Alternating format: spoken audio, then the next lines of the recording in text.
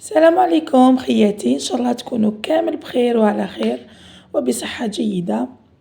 اليوم طليت عليكم بواحد الوصفة بزاف هايلة، خفيفة ظريفة بالغ وجديها وحنا نحبوها بزاف. يعني جبتها لكم بمقادير مضبوطة، يعني تجيكم خير من تاع المحلات. اول حاجة نصلوا على النبي، اللهم صل وسلم على سيدنا محمد وعلى اله وصحبه اجمعين.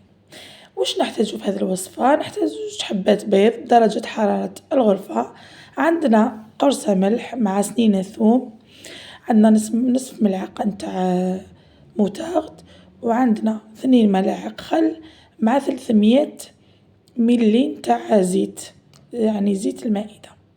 هذه الوصفة هي وصفة المايونيز، يعني تجيكم خير من تاع المحلات وتجي زاكية وبنينة يعني وقوامها ما شاء الله.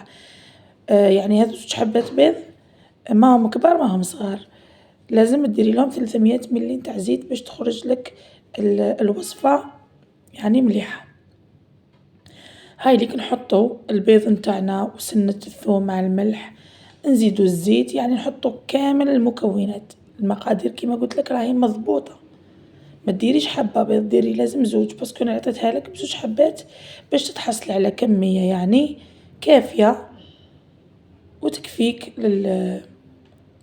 الأطباق نتاوعك، خاصة في فصل قلتلك في فصل في عفوا في شهر رمضان.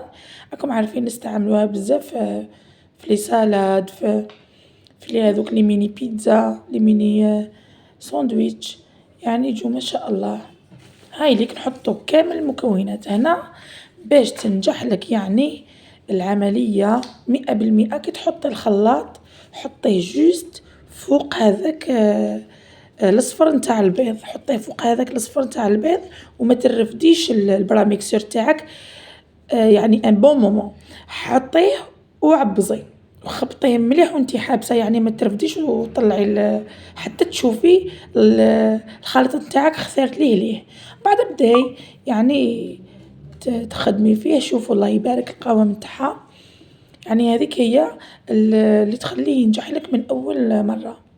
شوفوا الله يبارك يعني تجيكم ما شاء الله. هنايا تحبي تضيفي لها شويه فلفل كحل مع زعما معدنوس مثلا، تجي بزاف بنينه مع المعدنوس تانيك. شوفوا الله يبارك، ان شاء الله تجربيها وتعجبك هذا المايونيز باسكو ناجحه، يعني اي وحده تحب ديرها تنجح معاها. كاين بزاف اللي يعانوا يعني من المايونيز ما ينجح لهمش، تبعي الطريقه اللي عطيتها لك تخرج لك روعه روعه وتجي بزاف بنينه وزاكيه.